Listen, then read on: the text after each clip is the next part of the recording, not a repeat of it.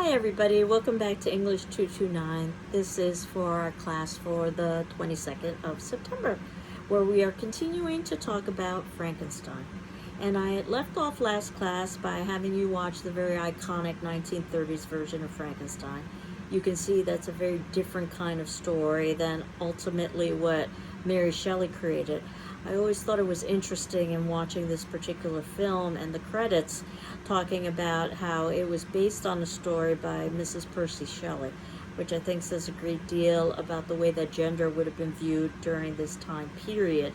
But nevertheless, what we get is a story that's very different than what Mary Shelley would have presented us with in terms of the text. And one of the perhaps more interesting things is that we've got these name changes between Victor and Henry. And I suggest that that happens to be based on the time period where Victor would be seen as a German name, and Germany was in a very politically sensitive place in terms of American relations during the time period. So it would probably be best not to give our central character the name of Victor. Instead, what we've got is a switch in this movie, which might make it a little bit difficult to follow the text, but I've always suggested that the text is really a very separate kind of narrative. And certainly the text is much more complex. We don't get the Walton frame that we get in the text, and there is no mention of the DeLacy family. And the creature is portrayed in a very different way. And despite Boris Karloff, who plays the creature, portraying the creature in a somewhat sensitive way, and that obviously the creature is misused and abused, and that perhaps explains some of the creature's actions. Mary Shelley is much more specific about the way that the creature is ultimately rejected by Victor and his creator and humanity as a whole, and that Victor and humanity are really the real monstrosities in this tale, not necessarily the creature, which is the creature who's quite articulate and quite empathetic, and in many ways is the model for behavior until he learns, as he himself says, how to express vice because of the vice that he's witnessed through humanity itself. But nevertheless, it's this tale, the film version, that has somehow captured popular culture imaginations, right down to the square head and the bolts, that ultimately leads to most individuals thinking of this Frankenstein monstrosity, which is why I think it's important to read the text, because you can see that Mary Shelley had a very different intent. So I wanted to talk a little bit about the actual text itself, Frankenstein, and I also wanted to talk a little bit about our upcoming journals, which are going to be due on the 29th of September, 11:59 p.m., and I'm asking you to send that via PDF to my email at ruiz, R-U-I-Z, at gcc.mass.edu. And basically, I'm just asking for a page of thoughts or reflections about Frankenstein. And certainly, you can write quite a bit more. And if you wanted to, ultimately, you could write a paper where you would be devoting 4 or 5 pages in reference to a particular element within one of the texts that we are going to be discussing. And in fact, you'll see that in our syllabus and other documents folder, I've included a page for suggested paper topics. And these are merely suggestions, in that ultimately I'm encouraging you to come up with your own ideas. And if you were to reference that, and I'll just read this to you, paper number 1 as well as paper number 2 will be critical papers. In other words, you should not be consulting outside resources. And while I'm thinking the paper length should be approximately 4 to 5 pages long, that's merely an approximation. You can choose any of the topics listed, or you can write on your own topic. And I encourage you to think about your own topics. Just get approved by me. If you choose to write on your own topic, you should discuss, obviously, the topic with me. And please use the MLA system and parenthetical documentation when quoting from the text. I have an example below, but I'll be talking about the MLA, or the Modern Language Association system, a little bit more when we continue on the semester, and I talk a little bit about how to write papers. But I'm hoping that this is something that you would have discussed in your previous English class. The syllabus talks about exact paper formatting specifications, again, which is detailed by the MLA or Modern Language Association. Things like 1-inch margins, double space, approximately 11 or 12 point font, things of that nature. So what I've done is I've just given you some general topics, because part of the exercise is that you come up with the specific thesis, the particular element or idea that you're going to be arguing within your text. So these are just themes or ideas that you can consider. Discuss one of the themes listed below in a work or works we've read this semester. And what I'm thinking is that paper number 1 would deal with the earlier works, so Frankenstein, or perhaps Edgar Allan Poe, or even Dr. Jekyll and Mr. Hyde. And then paper number 2 would address one of the later works of the semester. So it would be something like Lovecraft, or The Haunting of Hill House, or The Exorcist. And note that Dracula is scheduled mid-semester, so it's something that you could examine either in paper number 1 or paper number 2, but you wouldn't necessarily want to examine the same text for both papers. So I've just given you some very general topics, things like power, violence, the idea of the other, that which is different from ourselves, death and or rebirth, the supernatural, that which basically defies the natural order, sanity and or madness, creationism, the unknown, darkness, pursuit and or retreat, fear and or desire, egotism, monomania, victimization, the idea of the wilderness, that which is wild or untamed, the forbidden, duality, which is oftentimes an element associated with the Gothic, as we see through the doppelganger motif, sexual imagery, repression, depravity, sin, hunger and or thirst, whether it be literal or figurative or a combination thereof, evil, lust, passivity, irrationality, chaos and or disorder. So these are all elements that you will oftentimes find within the Gothic tradition itself, but ultimately the text that you decide to write about will help formulate your particular ideas about which topic to select, or perhaps to create your own topic, and what thesis ultimately to develop.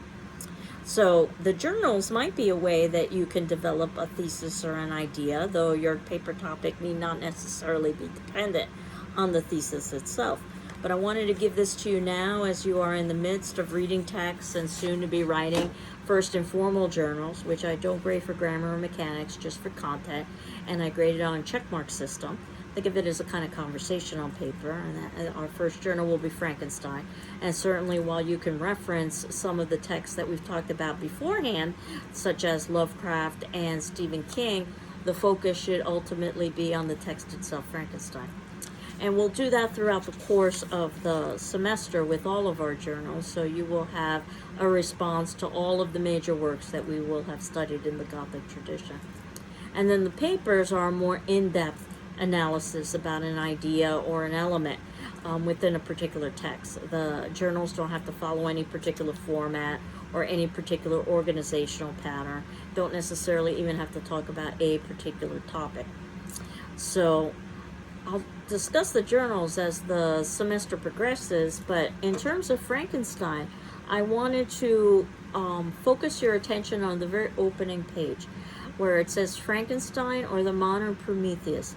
So understanding Prometheus, which happens to be from Greek myth, and this was the bringer of fire to humanity, basically stealing fire from the gods to present to humanity and receiving punishment because of that particular action. I think that's very relevant to what we are seeing with Frankenstein as well, particularly when we talk about Victor Frankenstein stealing the knowledge of gods and basically being punished for it.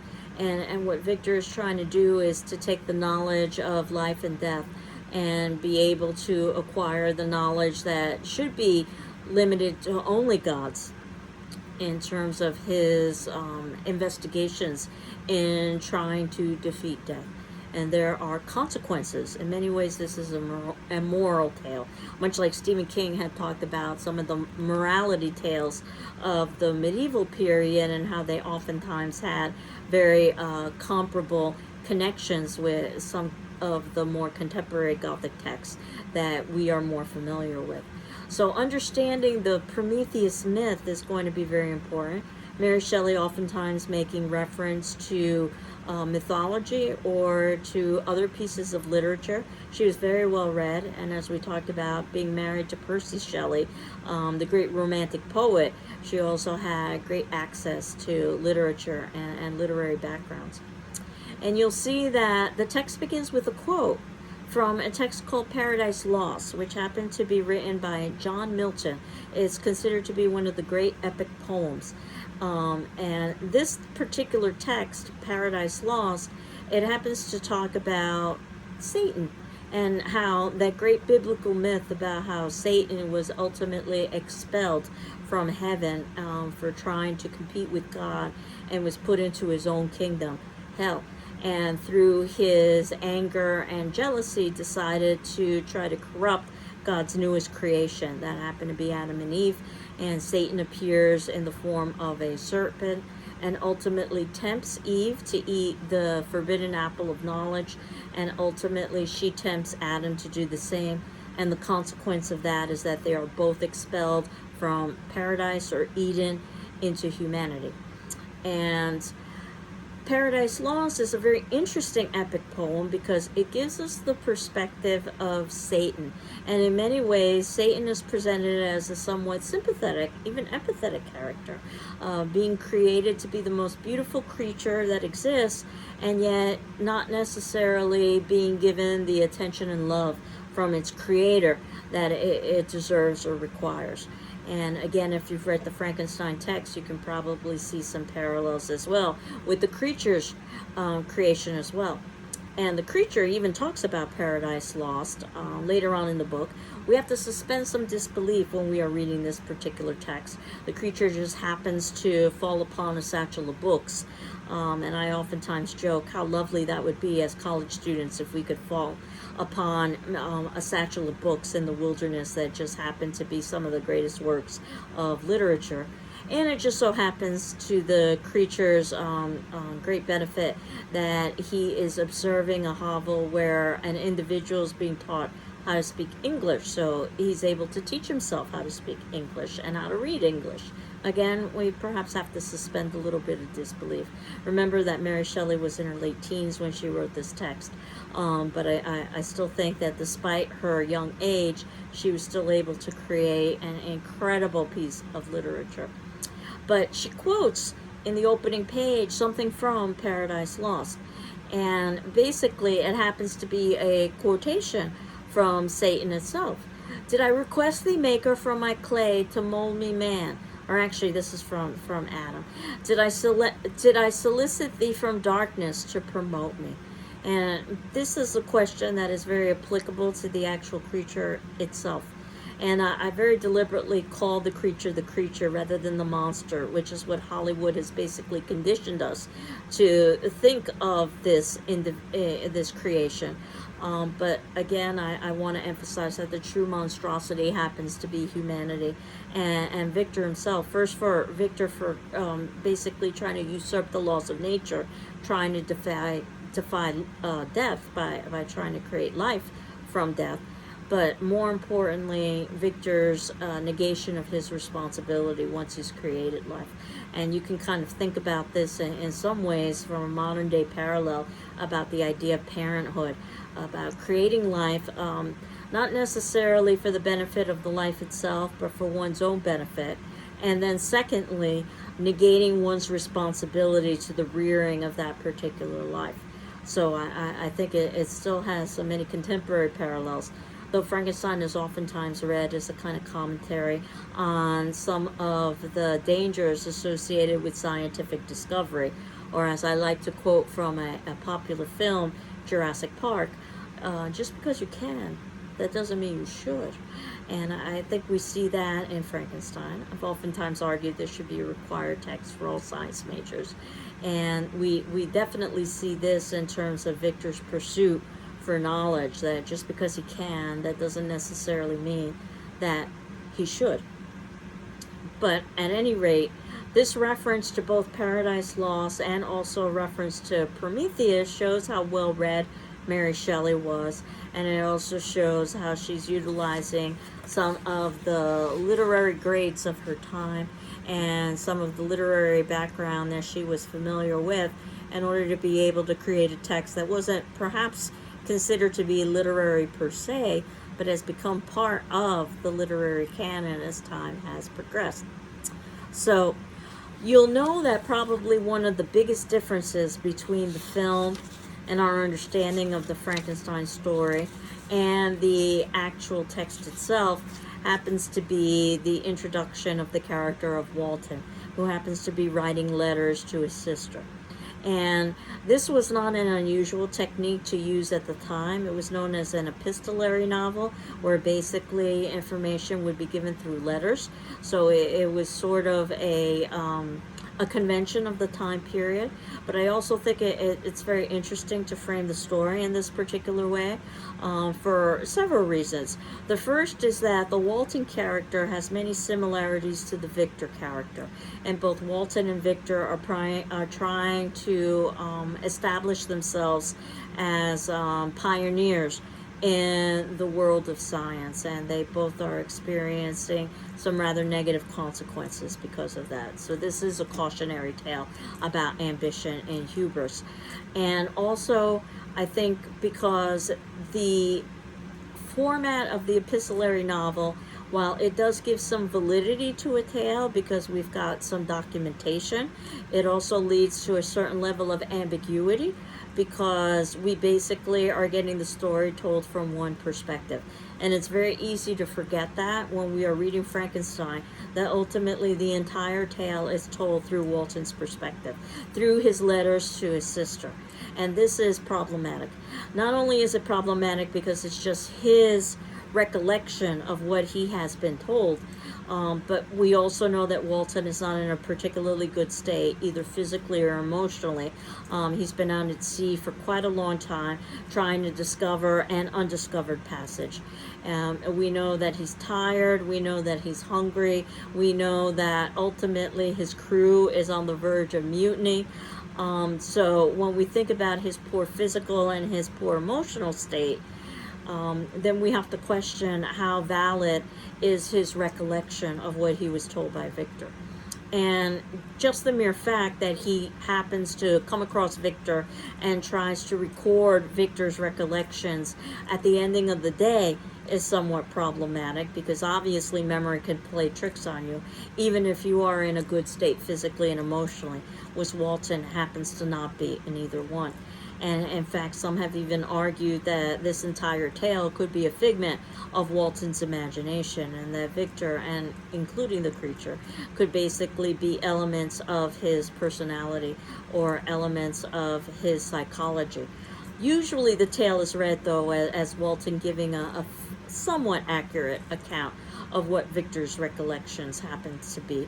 But again, that embedded ambiguity is something that we oftentimes see within the Gothic, as I had discussed, that the Gothic oftentimes gives us an out, so to speak, so that if we as readers don't want to accept some sort of a supernatural explanation, we can perhaps argue that there's some sort of psychological explanation that's going on. What I think is most interesting about Walton is that he is isolated and alone. Isolation is often a negative thing in the world of the Gothic, and he's writing letters to his sister.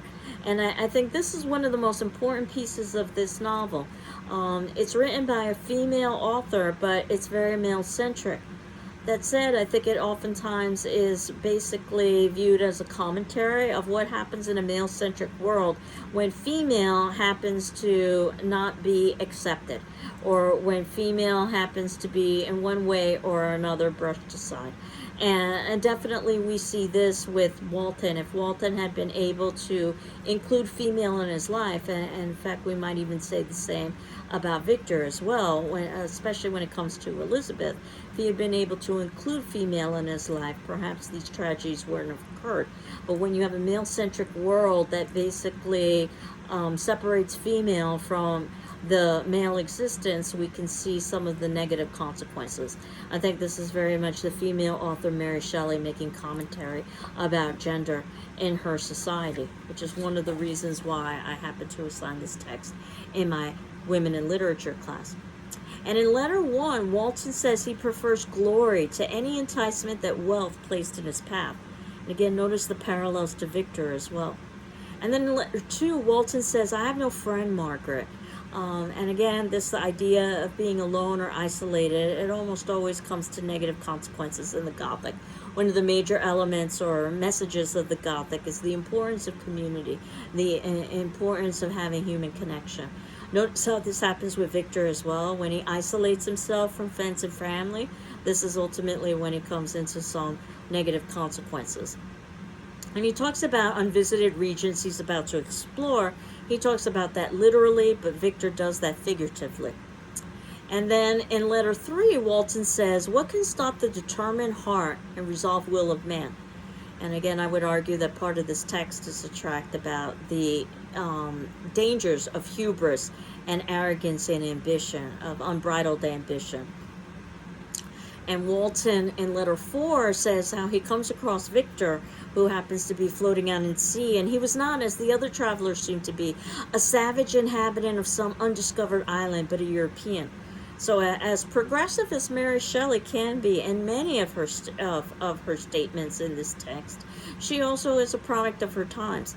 Definitely there is a bias towards Christianity. Definitely there is a bias towards the European, and we can see that in that particular selection.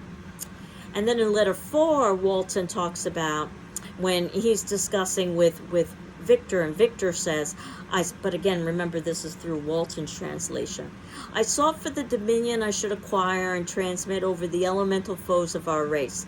An unhappy man, do you share my madness? So at least at this point, Victor is trying to give Walton a cautionary tale. We'll see how Victor vacillates back and forth over the course of the text in terms of that. And then in letter 4, Walton also talks about Victor and says that this idea of being a slave of passion, which is something that I think that we can consider within all Gothic texts, but particularly in this Gothic text, about how passion can basically, or hubris, or arrogance, or ambition, can overwhelm an individual and turn them into a kind of slave. It's only until chapter 1 that we actually get Victor's story itself. And again, keep in mind, we get Victor's story through Walton's translations, through letters to his sister, to Margaret. And it's very easy to forget that because Walton basically tells us Victor's story in the way that Victor would tell it, with the use of the I. And we're not getting back to Walton until we get to the very ending of the actual text itself. And Victor talks a little bit about his parents and about how he was, in chapter 1, their plaything and their idol, and something better, their child. And I think this is a very interesting quote on 2 levels. The first, that he was treated very, very well as a child, and that's something that he's not able to duplicate when he creates, in effect, his own child, the creature. But secondly, the idea that they thought of him as a plaything and an idol, which is something that he perhaps thinks of his creature as, and a creation or a child is not a plaything nor an idol. It's a responsibility.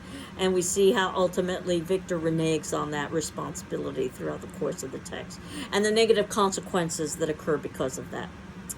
And then Victor also talks about the adoption of his sister, Elizabeth, who basically was going to be his beloved.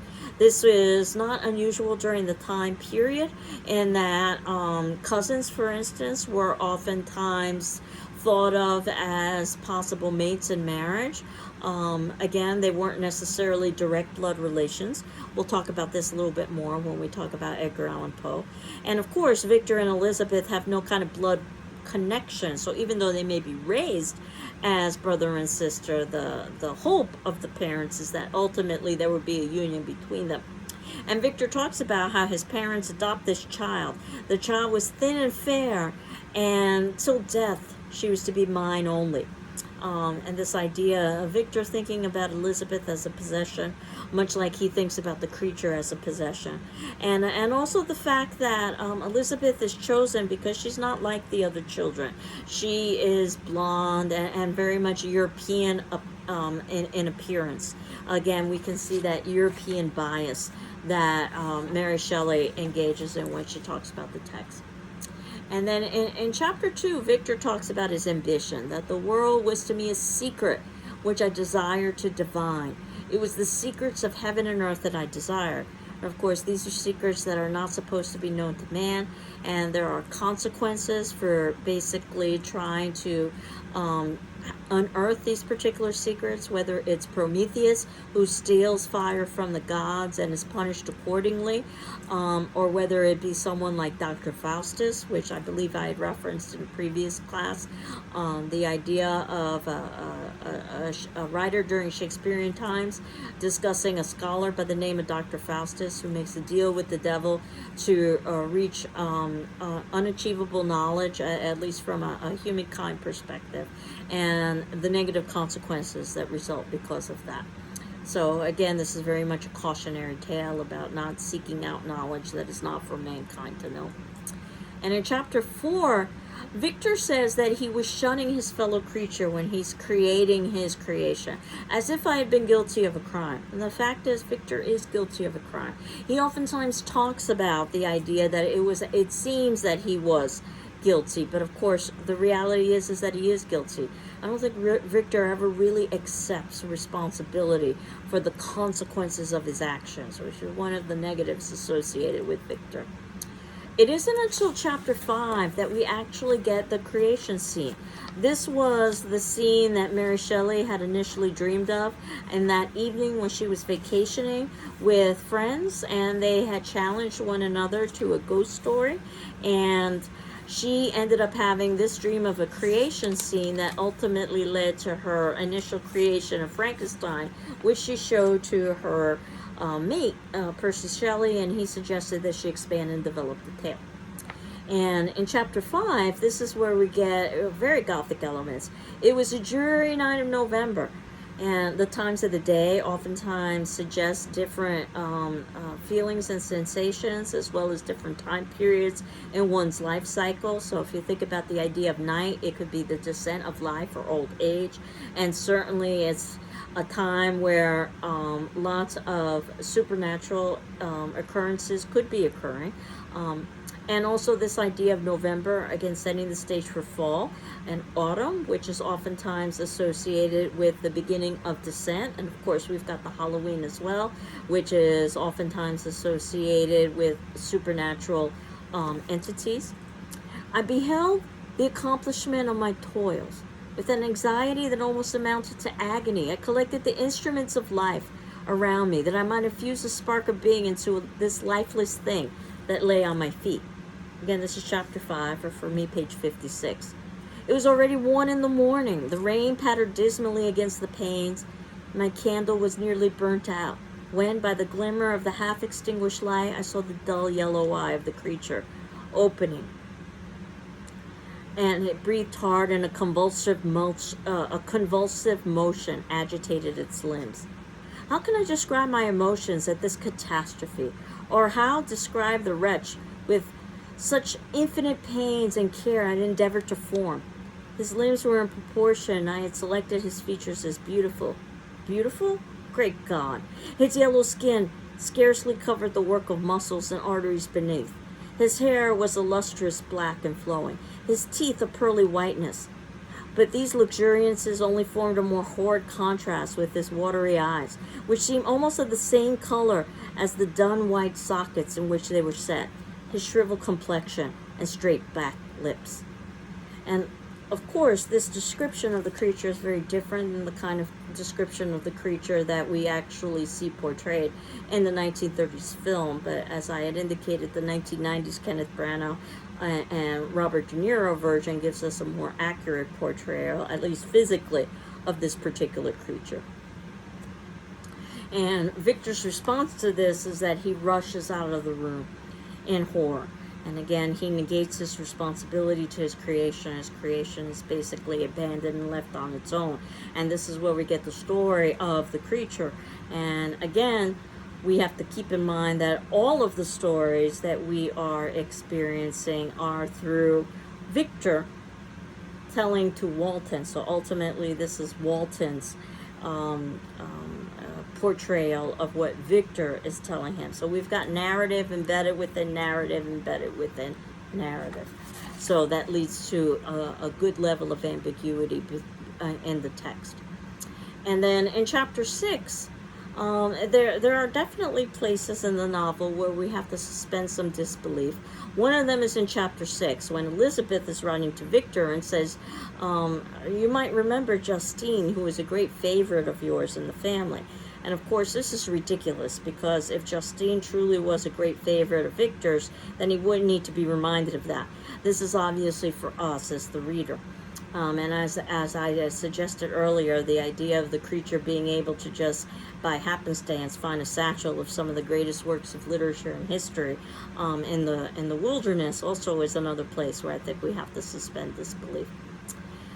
Justine, of course, is basically framed for killing William, which happens to be a family member of Victor's, and it's the creature who does this, and we find out the reason and the rationale as the story progresses.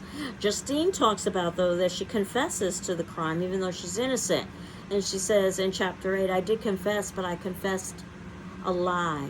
I confessed that I might obtain absolution, which I think also is quite interesting as a lens as to how female would have been viewed during this time period and how religion would have been viewed as this time period, and that the almighty religion basically had the ability to damn or to save an individual, and especially in terms of female, that was considered to be one of the primary qualities that she was supposed to embrace, piety, and that Justine ultimately is cajoled and manipulated into confessing something that she hasn't committed in order to try to save her soul. And then in chapter 9 is where we begin to get the creature story, and we find out that the creature is incredibly articulate. Again, perhaps we have to suspend some disbelief that the creature is able to speak in the way that the creature is able to do so. Supposedly, again, he's able to do so because he was able to eavesdrop on the DeLacy family, who just so happens to be teaching language to a second language learner, so the creature is able to pick up language. Obviously, the creature has a level of intelligence, as Shelley's tale, that we do not see in the film, which is just grunting. And I think the major, or one of the major issues with the creature, which is something that we will talk about next class, is this idea of nature versus nurture, which you may have studied in, let's say, psychology classes. How much of our personalities and our temperaments and our being are basically determined through nature, through birthright, and how much are dependent on nurture or our environment. And usually it's viewed as a combination of the two. But what we see is that upon birth, if you will, or upon creation, this creature can appreciate nature. That's seen as definitely a positive. Notice how when Victor is in nature, he's doing much better. When he isolates himself away from nature and away from humanity, he does much worse. The creature also engages in many benevolent activities initially. So he's trying to help the DeLacy family, giving them firewood, realizing that he's taking some of their food stocks and he doesn't want to do that. So his initial response is to basically be good. And you might have heard of this idea in philosophy or perhaps in psychology classes, the tabula rasa, the blank slate. And is life created basically with a blank slate? And then ultimately it's influenced by things like the environment, the nurture. But it would seem that the creature's first inclination is to be benevolent, and it only learns to be malevolent through its rejection through humanity and some of the horrors that it sees humanity engaging in, which I think is also one of the morals or the lessons of this particular text. The creature, again, has enough intelligence and enough ambition to teach itself language, to use reason, and ultimately, one of the texts that it happens to come across in that satchel happens to be Paradise Lost. Again, that's that story of Satan and also Adam and Eve. And he compares himself both to Adam, the idea of being created and then ultimately being susceptible to temptation, and also likens himself to Satan, being created and then abandoned in effect by its creation. So in just the first 9 chapters, we can see a level of complexity in Mary Shelley's Frankenstein tale that we certainly don't see in the Hollywood film, even though the Hollywood film, again, has probably formed our more general conceptions of what Frankenstein is. But Frankenstein is the name of the creator. It's not necessarily the name of the creature. Again, the creature is never named. That's supposed to be one of the first responsibilities of a parent, which Victor Frankenstein completely negates by abandoning his creature. So I thought we can continue on with the text next class. And for today's attendance question, I wanted to ask you to think about Frankenstein in terms of some of Mary Shelley's quotations. So this attendance question would be due on our class discussion forum by Thursday, and this would be the 23rd by 8 a.m. But of course, if you need an extension, just let me know and I'll be happy to grant it to you. I thought that basically, based on the reading that you've done thus far, and I'm hopeful that you've gotten at least up until chapter 9, but even if you haven't, to identify an important quote in Frankenstein and indicate why it's important. I've been talking about Frankenstein in a more general sense, so I'm curious to see what quotes you're going to select and talk a little bit about why those quotes are important. Again, I had indicated you don't have to respond to your classmates, but do read the responses of your classmates as well as my responses as well to get an idea of what we would have talked about in class. And then what I'm going to do next class is to pick up starting with chapter 9 to talk a little bit about the Frankenstein tale in further depth. So I hope you're doing well. I'm doing well. And next class we will continue on with Frankenstein. Take care. Bye-bye.